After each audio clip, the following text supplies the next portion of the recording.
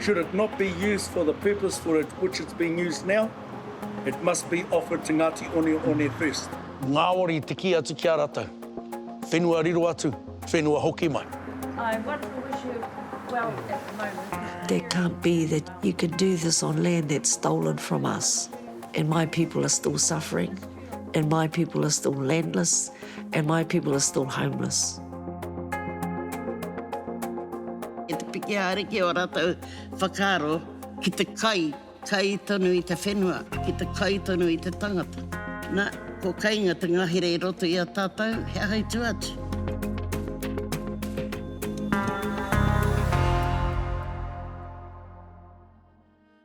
Nō mātou tēnei whenua pē, nē papa, ai, nā te pākehā I tāhai, kia rahi ake te ngā mahi o te wāpu. Oh. Me te mea nō, a taua wāpu pē, ka hoki mai tēnei whenua kia mātou o Ngāti Oneone.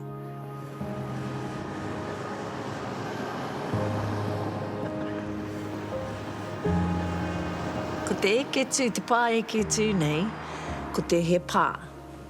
I ngā rā o mua, he pā kāinga mō te iu o Ngāti Oneone. Ko te eketu nei, ko tērā te ingoa taku tīpuna a Rawiri. Ko tōna ingoa Māori, ingoa tūturu, ko te eketu o Te Rangi.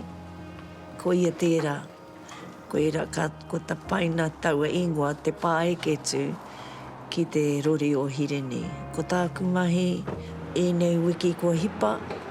E hara I te poro tehi, engari he poro tehi.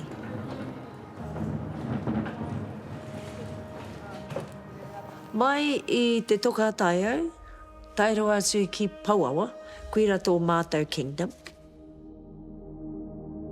Ko titirangi te maunga ko tūranga nui te awa. Ko Ngāti Oneone te iwi me ki, ko te poho Rawiri te marae, ko te poho Rawiri anō hoki te whenua taurikura. Ko mātou ko tātou rangawiri o te maunga o Hikurangi, wai apu te awa Ngāti Parau te iwi. Hoi anō hoki mai ki konei, ko tātou anō tēnei kei konei, ara tō tātou tipuna materoa, whānau mai I titirangi, hoki atu ki te haukāinga, anei te whakapapa o tērā kuia hamutarangi, I moiara ki paraurangi, I ngai ki tahu, ko tātou tēnei noho nei.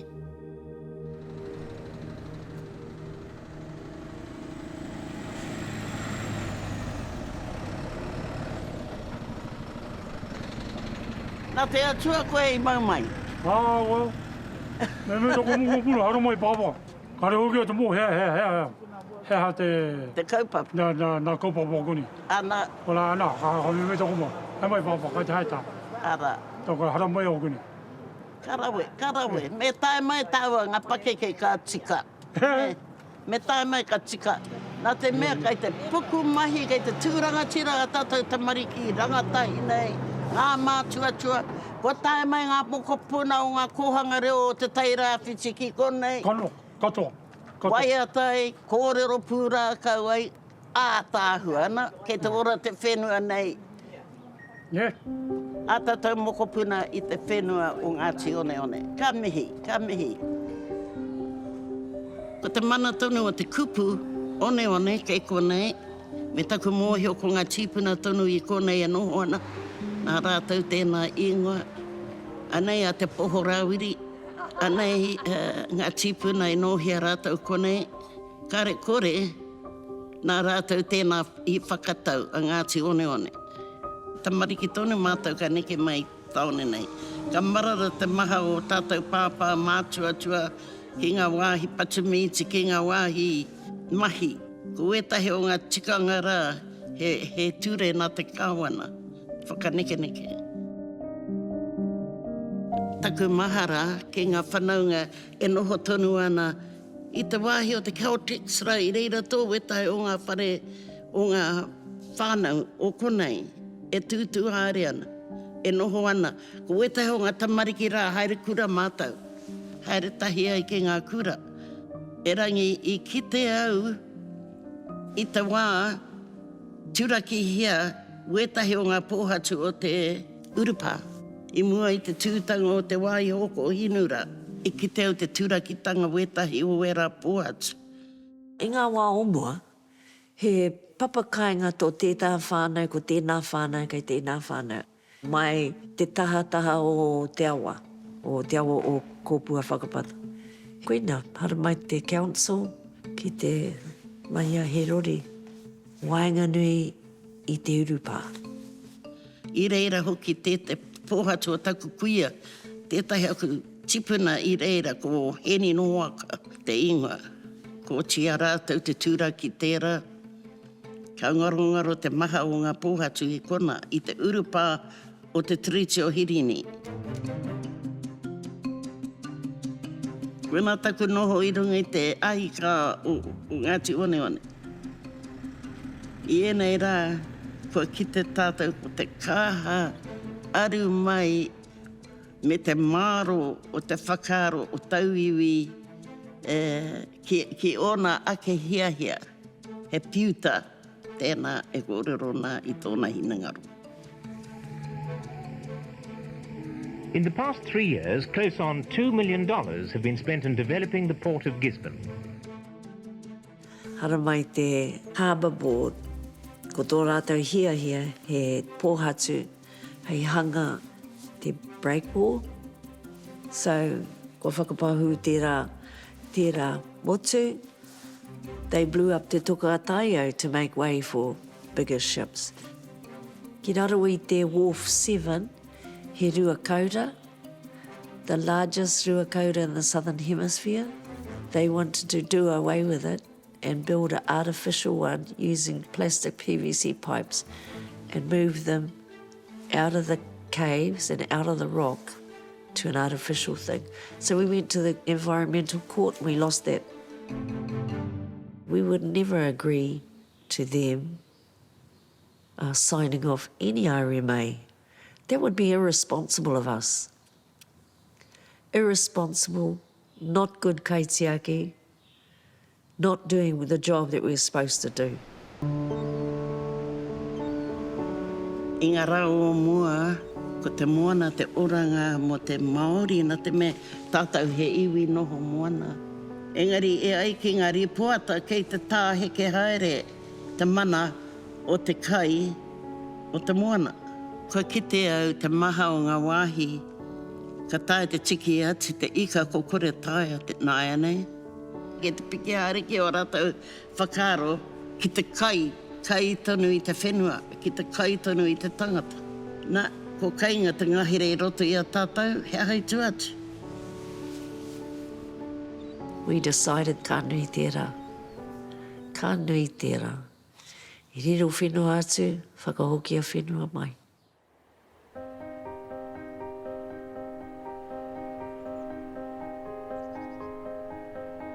I hiko i mātou, i te rima o mai, he rā whakahirahira tērā. Ka hiko i mātou mai te kaunihira o te tairāwhiti, i te tari o te trust tairāwhiti, me te tari o te port. Kare rātou e hara mai ki te mihi ki a mātou o te port. Ka haere tonu mātou ki te Pā Eketu. Koira te timatanga o tō mātou nei noho whenua. Ai, hikoi aku tamariki, ku kōka, ku mātua. Me ngā tāngata o tēnei hapori o puhikaiti.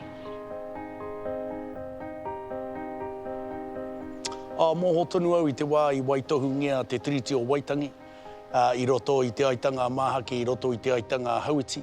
Ko ngā rangatira i hui mai rātou i te rima ki te 12 o Mei, i te tau Kotahi 1840.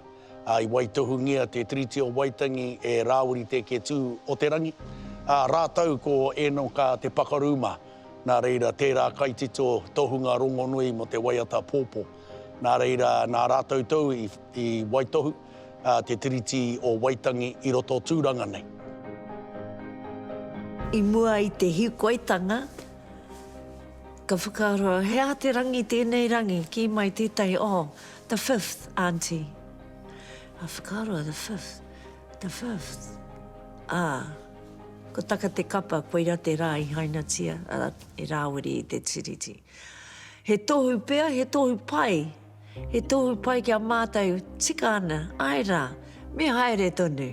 Me haere tonu, o nā uri, ki te kīia atu, ka nui tērā, e ka mā, koutou, pākehā mā o te wāpu, o Trust Teira Whiti, o Eastland Group, o Gisborne Port. Me ka haere koe ki te muri wai, ka noho te iwi o ngai tā manuhiri, he iwi, Kotahi. Ka noho mā rātou i waenganui i te pā kāinga. Engari taku iwi, karekau, kore he land, kore he whenua, ko riro kia Port Eastland, tērā taha, tēnei taha, ko riro atu kia kāinga ora, te katoa. Ko te mate ke, i panaia rātou. Ka waitohungia te tiriti o Waitangi i te tau kotahi manu warurau whātekau. I roto i te kotahi rau i muri mai, i panaia rātou. Mai i tēnei whenua ki wāhi ki atu. I noho marara a Ngāti Oneone i runga i te whenua. Ētahi haere ki whatatūtu, anā ko te whānau tuapawa a tērā. Ētahi ki wāhi ki atu. Nā reira, ko te timatanga o te kōrero, houselessness, homelessness, i timatai i konei i te wā i panaia.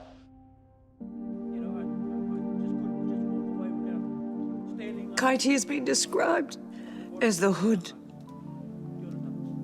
It's described as the hood.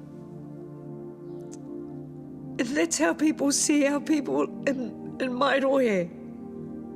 Mai rā no tērā. We have the highest stats of everything. We have the highest stats of unemployment. We have the highest stats. All the homeless people come and sit at night on our whenua. And we're not going to kick them out, because that happened to us. Ana, koira tō mātou mahi, ki te āwhina i te hāpori o Kaiti tuatahi, hara mai te nuinga ki te poho o Rawiri.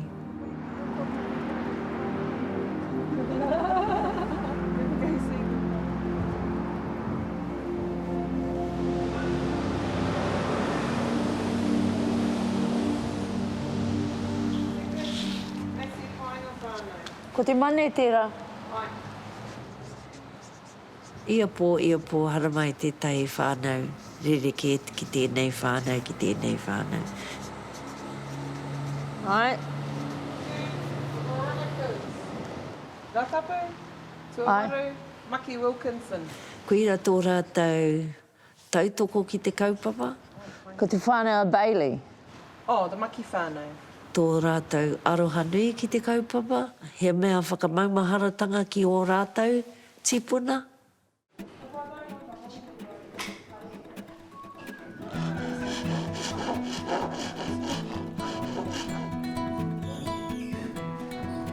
Hoki whenua mai, māma noiho te whakamārama, māma noiho te whakapākehātanga hoki.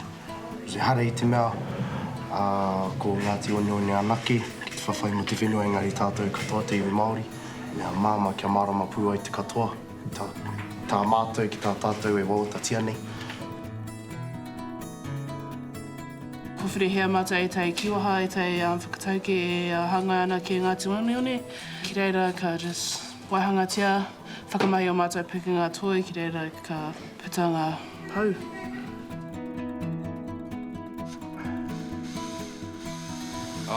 Te mara o te tai o tātou tipuna, te wā i tai mai o kapene kuki, i reira ia e karangātu ana, me ki, pōhiri atu ana, kia rātou. Ko te utu, ko te mate, mua ko i puhia e kapene kuki aia. Ko te rua tanu i ka koira te ingoa o ana kāri katoa, ka mārakai o te wāpu, engari kāri he māra i nai nei, ko te wāpu ki. Te hia kai ata, auntie? I ngā toka i toka a taiau? Right. Ai, i. Te waiu o hamo, ki runga o Pātitirangi, pua kauai kei tuamotu, e reira i pahu ngā toga.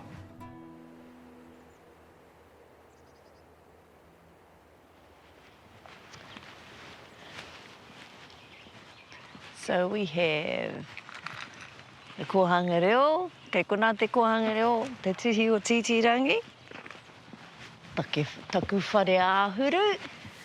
I te tau 1927, kua uru ke tāpirana ngata ki Pāremata. Ngākau! Morena! Nāna e rawa, haere tonu haere a tāpirana ki konei, haramai e ki konei. Nā runga tuna tono a whakatū mātou tēnei whare. Ka whakatū tēnei whare. He whare kaitā no te mea auara, he homeless. I te tainga mai o ngā whanaunga mai i Ngāti Prau, kare kau he kāinga, he rental, he pā. Koeira te take i hanga. Tēnei whare kaitā. Tuatahi ki ko atu i te taha o te mobile meki i tuai, ka tata ngahoro tērā whare, ka whakatūngia tētahi whare hou i raro iho nei te taha o te awa o tūranga. Ko te ingo o taua whare ko te poho o Rawiri. Ko te Rawiri i roto i taua kōrero, ana ko Rawiri Te Eketu o Te Rangi, te pāpā o Hireni te kani. Nā reira, moho au pūmau tonu ko ngā whenua i konei, ko ngā whenua taurikura o Ngāti-Oneone. Me ona tini hononga, ki a te rākai a tāne, ki a mōkai parau.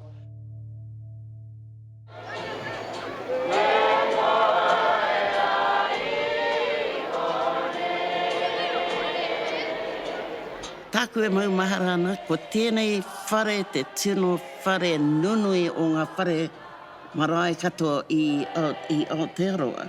Maha ngā hui nui, tae mai ki konei, me ngā hui o ngā ariki moana, ngā ariki o whenua ke, ngā kōtukurere ngatahi, ke nui rawa atu, te iwi, tuatu ia tātou kei wahora e noho ana, aro nui ana ki konei. Nā ko ki te tātou i te mura o te ahi i konei, i hirini te ritu, ka ki te tātou e hara mai ana ngā iwi waho atu i te ao Māori.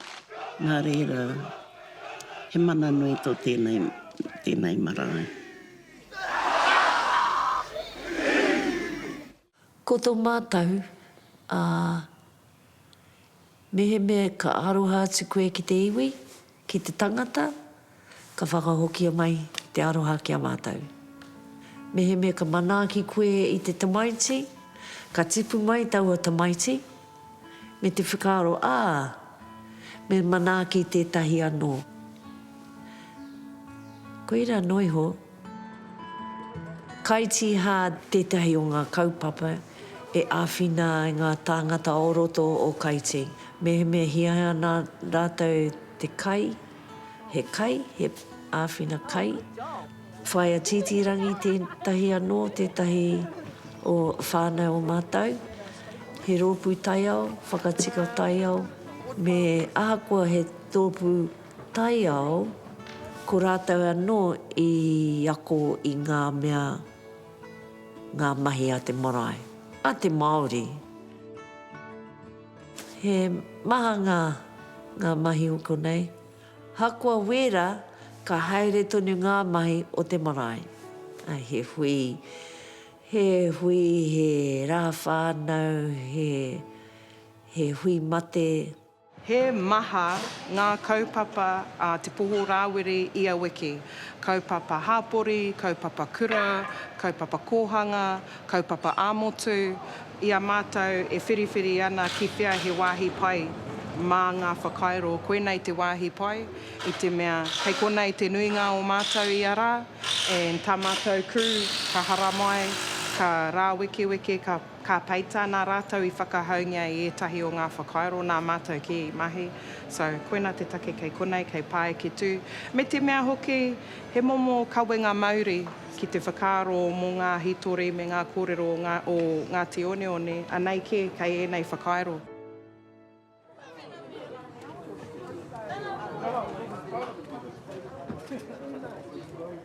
Me whakaaro tātou kei a tātou te mana, ka muti.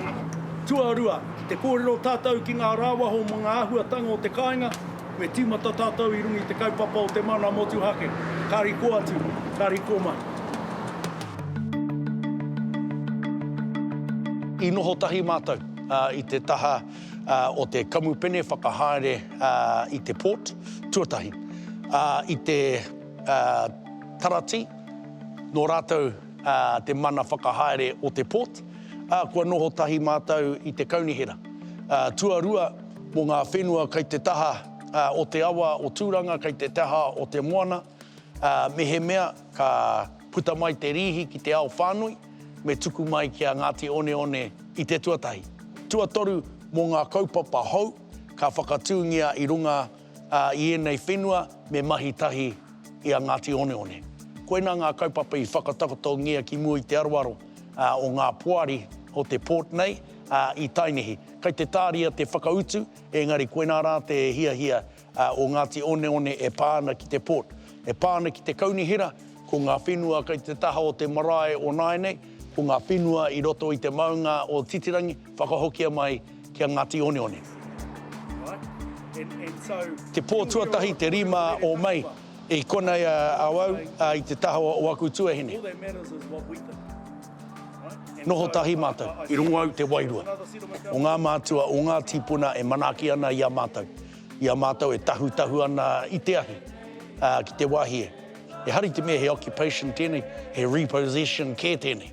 Kei te hoki mai mātou, i runga i o mātou ake whenua, ki te kīia ake, ko tai mai te wā, ka whakahokia mai ngā whenua, ki roto i ngā ringa o Ngati-Oneone, here kore. Hei mua ki ta whiti nui, ki ta whiti pāmama, awe te aroha e 3 years ago, I used to tease the port, because, you know, we worked with them. And I say, oh, you should give us that land back. The papers would read, you know, Gisborne Port gives land back to original owners. I see if I get kudos on that, and you'll get good support, because that's the kind of rohe we are. They said, no. And then one day I was driving, it was before Christmas, and at that same time they were talking about the homelessness, how it was being troublesome in Tūranga. I don't know why they're complaining. They were all on our side of town, not the other side.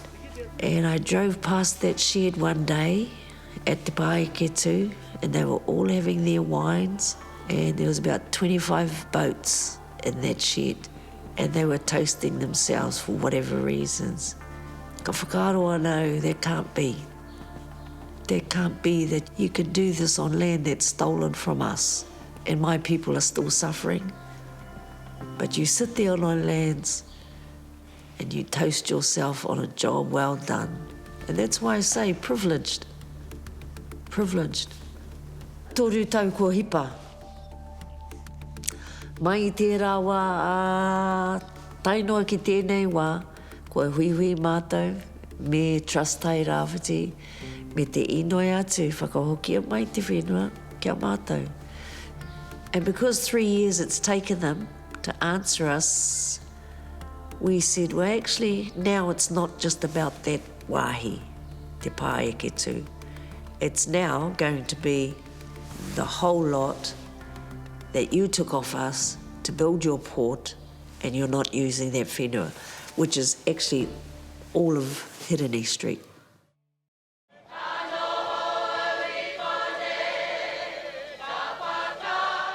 Ahakoa he kaupapa taumaha, engari kare te tino taumaha, ki roto e taku ngākau, tō mātou ngākau, ka noho pūmau, Me te whakaaro, aku ni ka hoki mai te whenua kia mātou. Nā reira, ka noho au runga i te ahi kā, kei reira o e karakia atuana. Marangai, noho atura koe ki te rata o te. Nā reira, he mea pāreka katoa wēnei hei whakakoakoa. Ngā tohu o te tahi au he whakakoakoa i a tātou. Ke kore noa tātou e whakapau wā ki roto i ngā mahi taukeke a te karauna a etahi a te iwi. O ko kite o te pono o te tangata. Kua rongo au i te pono, kua rongo au i te tangi a te tangata. Kua kite au i te ohotanga o te hinangaro o te tangata. Kua kite au i te mahitahi. He reanga kua mate, he reanga kua ngaro atu. Kei te ahu mai, te hunga rangatahi. Wau ko kuia, engari ko Auntie Shah mana kei ko rātou ngā mātua o tēnei wā. Ko ara ake ko rātou ki te ki, ka nui tēnā. Ka nui tēnā, whakahokia mai. Ia mātou e noho ana i te taha o te ahi i mua i te karakia i Nāpo. Nā koutou i aki ki a tātou tamariki. Kei a tātou te mana Māori motuhake. Kaua e pō he, kei te kauni hera, kei te kāwanatanga te mana, kāo, kei a tātou. Ka hoki atu au ki taku tipuna Rawiri, nāna i haina tia te tiriti o Waitangi. Nāna i haina aira. Koera taku hia mo taku iwi. Tipu mai kia puāwai i te aira. Tīkina ngā mea katoa. Engari kau e ware, ai kia hoki mai ki te iwi, ki te whāngai tō iwi. Ki atu a pirana ngata e tipu e rea, mo tō rā, o tō ao. Wa koera tō mātou hihia mō taku iwi. Tipu ake i tō ao. Ahakoa tō ringa ki te rākau a te pākehā kaua, koe e ware, tō ngā kau ki tō iwi Māori.